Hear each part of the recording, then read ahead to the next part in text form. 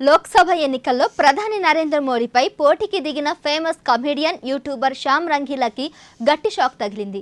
అతని అభ్యర్థిత్వాన్ని ఎన్నికల అధికారులు తిరస్కరించారు.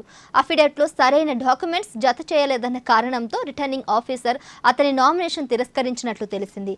అయితే లాస్ట్ మినిట్లో అధికారులు ఈ విషయం చెప్పడంతో ఒక్కసారిగా షాక్ అయ్యాడు శ్యామ్ రంగీలా. దీంతో వారణాసి లోక్సభ నియోజకవర్గం నుంచి ఇండిపెండెంట్ క్యాండిడేట్గా ప్రధానిపై పోటీ చేయాలనుకున్న అతనికి ఆదిలోనే ఎదురుదెబ్బ తగిలినట్లయింది.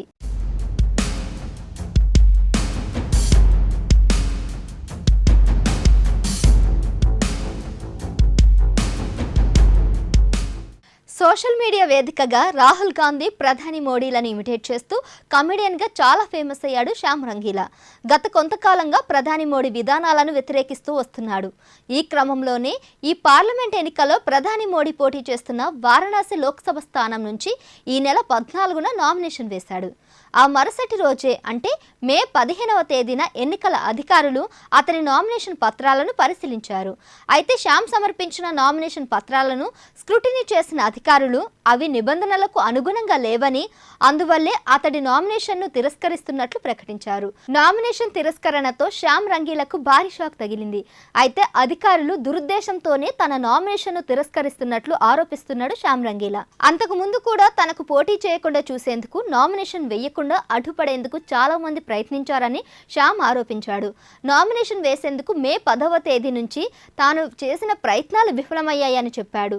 చివరకు ప్రధాని మోడీ నామినేషన్ వేసిన రోజున లాస్ట్ మినిట్లో అతి కష్టం మీద జిల్లా మెజిస్ట్రేట్ ఆఫీస్కు వెళ్లి నామినేషన్ దాఖలు చేసినట్లు సోషల్ మీడియాలో చెప్పుకొచ్చాడు.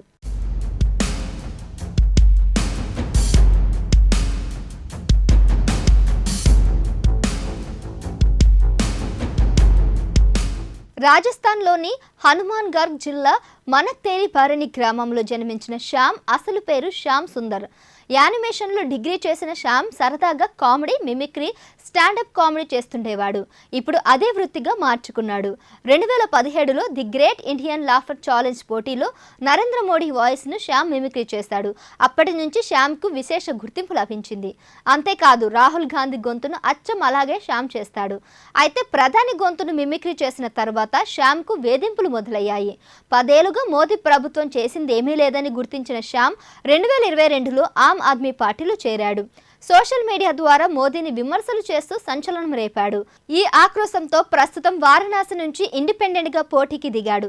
కానీ అనూహ్యంగా ఎన్నికల అధికారులు అతడి నామినేషన్ను రిజెక్ట్ చేశారు. పోటీలో నుంచి వైదొలిగిన ప్రధాని మోడీపై తన పోరాటం కొనసాగుతుందని ఈ సందర్భంగా శ్యామ్ వర్గీయులు చెప్తున్నారు. వారణాసి లోక్సభ స్థానానికి 7వ విడతలో అంటే జూన్ 1వ తేదీన ఎన్నికలు జరగనున్నాయి. జూన్ 4వ తేదీన దేశంలోని అన్ని స్థానాలకు ఫలితాలు వెల్లడించనున్నారు.